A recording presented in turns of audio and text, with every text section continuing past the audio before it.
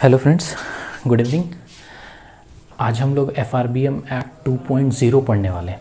ठीक है, हमने FRBM एक्ट 2003 में जो फर्स्ट टाइम आया था उसको देखा था। वो बजट को क्या करने के लिए लाया गया था, फिस्कल कंसोलिडेशन और फिस्कल प्रूडेंस को ऐड करने के लिए। ठीक है ना, तो उसी में एक स्टेप आगे है ये FRBM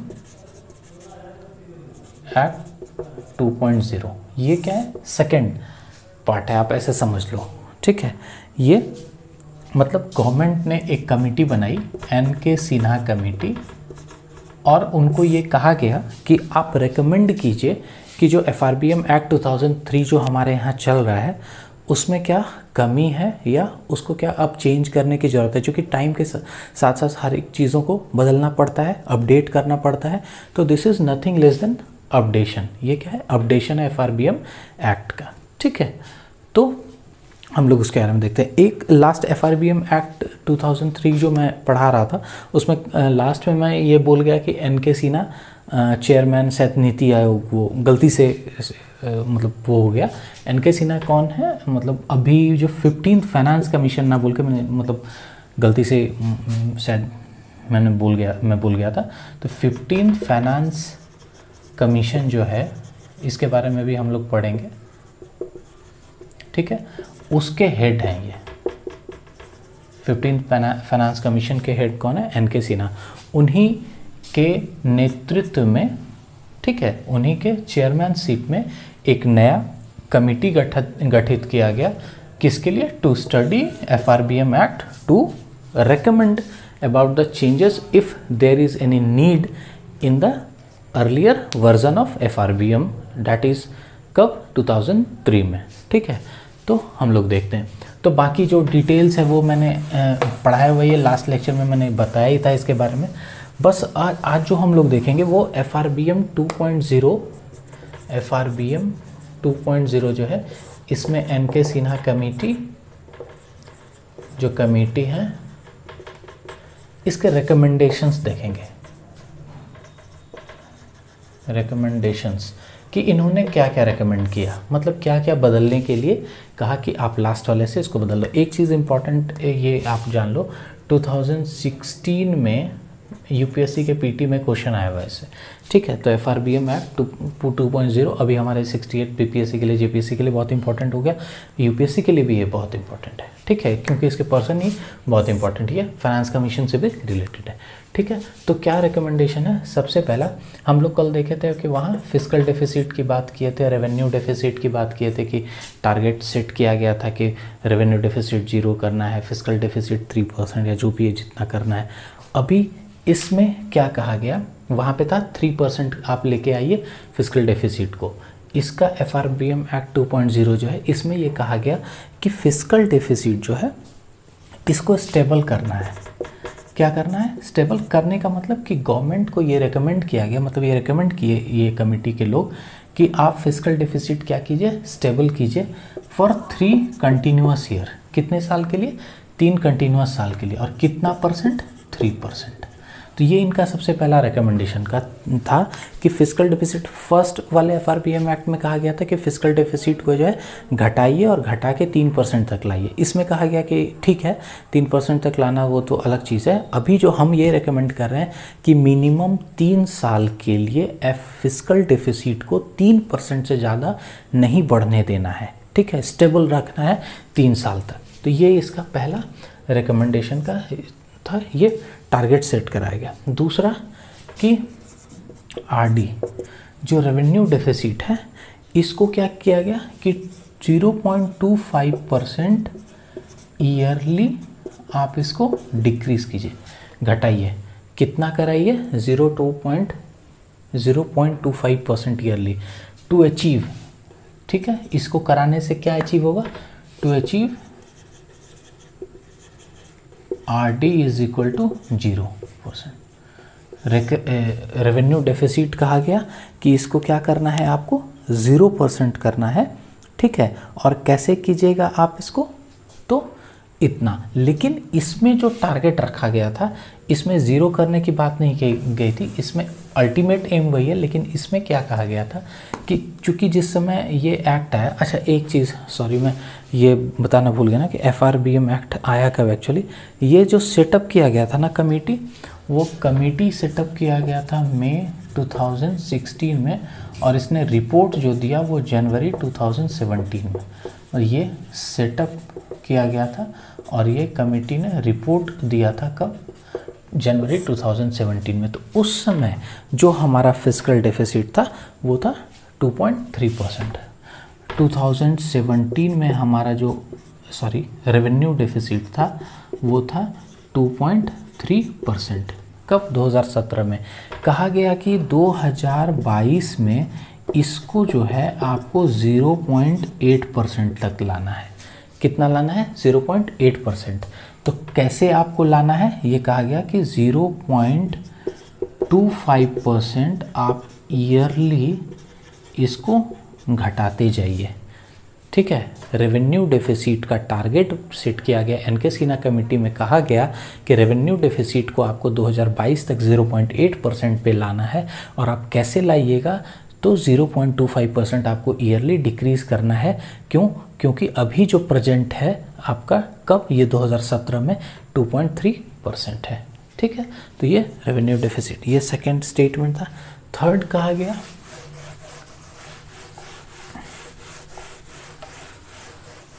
तीसरा रिकमेंडेशन था इसमें कि डेब्ट टू जीडीपी,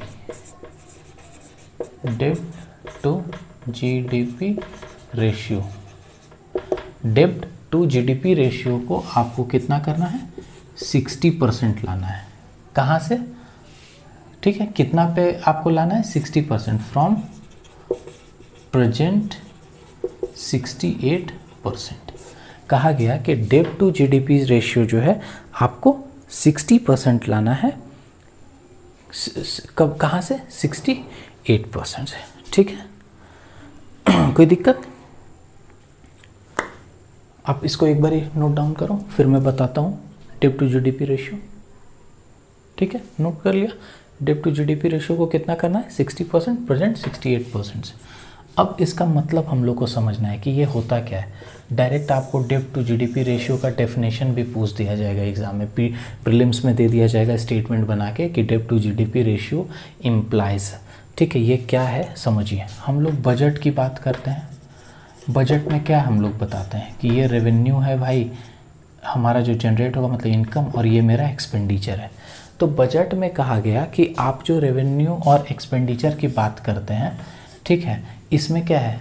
बोरोविंग्स है ना, जो हम लोग इसमें आगे डेफिसिट्स वगैरह कि ये मेरा इस बार हम ये बोरोविंग करेंगे, ये लोन लेंगे इस साल, और हम इस साल इतना इतना खर्च करने जा रहे हैं। आप ये बताते हैं, आप ये नहीं बताते हैं बजट में कि हम पिछले साल कितना लोन लिए थे, उसका कर्ज अभी मेरे सर पर कितना है, ये आप नहीं बताते हैं।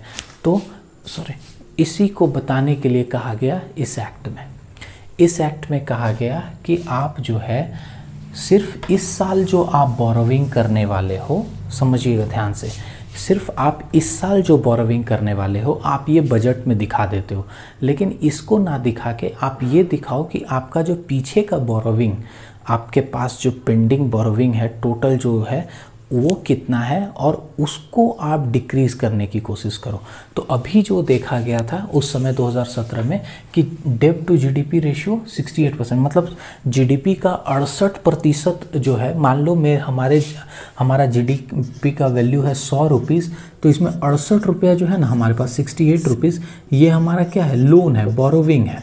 आप सोच लो हमारी स्थिति क्या है कि हमारा 68 रुपीज़ जो हमारे जीडीपी का है, जो मार्केट में लेट से रन कर रहा है, उसमें 68 रुपये हम किसी ना किसी से लोन लिए हुए हैं, मतलब दिस वी हैव टू पे। तो हमारा क्या है? बहुत ज़्यादा है डेब्ट मतलब कर्ज, जीडीपी के रेशियो में हमारा डेब्ट जो कर्ज बहुत ज़्यादा है। तो इसको क्या कहा गया कि आप जो है टारगेट सेट कीजिए कि इसको घटा के हमको कितना लाना है? 60 रुपीज़ पर। क्योंकि एक बार में तो आप जीरो नहीं कर सकते हो ना, विदाउट लोन आप ह्यूज अमाउंट का इन्वेस्टमेंट होता है, तो आप तो वैसे तो कर नहीं सकते हो, तो एक साथ नहीं। तो इसमें एक सेट किया गया टारगेट कि आप इसको घटा के 60% पर लेके आइए। कब तक? बाय 2022। 2022 तक, मतलब 5 ईयर्स का टारगेट 17/5/22। कहा गया कि 5 साल में आप जो आपका डेब्ट टू जीडीपी रेशियो है इसको 68% से कितना कीजिए, 60%। होप समझ गए होगे आप, ठीक है। एक बार फिर से मैं बता देता हूँ थोड़ा फास्टली कि हाँ, डेब्ट टू जीडीपी रेशियो का मतलब क्या होता है कि आप कितना लोन लिए हुए हैं वो आपके जीडीपी के अकॉर्डिंग, अगर हम कंपेयर करें कि जीडीपी अगर मेरा 100 रुपये का वैल्यू है उसमें मेरा कितना लोन लिया हुआ है, हम कितना बाहर से कर्ज लेके अपना काम कर रहे हैं, अपने जीडीपी को बढ़ा रहे हैं, ठीक है। तो ये जीडीपी टू डेब्ट टू जीडीपी रेशियो है। इसको कहा गया कि आपका अभी प्रेजेंट में देखा गया कि 2017 में वो कितना है, 68%। मतलब 100 रुपया जो आपका जीडीपी है, मतलब समझो ऐसे सिंपल समझो कि आपके पॉकेट में 100 रुपया जो है उसको उसका 68 रुपया आपका क्या है, 68 रुपीज़ लोन का है, उसको आपको घटा के कितना करना है, 60, ठीक है। आप लोन लेके बिजनेस कर रहे हो, उसको घटा के लोन अमाउंट को अपना डिक्रीज करते जाइए ताकि आपका प्रॉफिट इंक्रीज हो, आपका जीडीपी पे धीरे धीरे क्या हो, आपका अपना हक हो, है ना, आपका अपना पैसा हो, तो वो ज़्यादा फायदेमंद होगा आपके लिए। तो ये कब तक का टारगेट सेट किया गया, प्रेजेंट 68% से 22%। ये बहुत इंपॉर्टेंट है, डेब्ट टू जीडीपी रेशियो, ठीक है। उसके बाद एक चीज़ और कहा गया, इसमें एक स्केप क्लाउज की बात की गई। वहाँ पर भी था, हम लोग जो कल FRBM लास्ट 2003 जो देखे थे उसमें भी ये चीज़ था, स्केप क्लाउज नहीं दूसरे नाम से, यहाँ पर उसको क्या नाम दिया गया, स्केप क्लाउज। क्या है स्केप क्लाउज, देखो आपको क्या बोला गया कि फिस्कल डेफिसिट आपको कितना करना है, 3%। कहा कि इसमें प्लस माइनस आप रख लो 0.5%।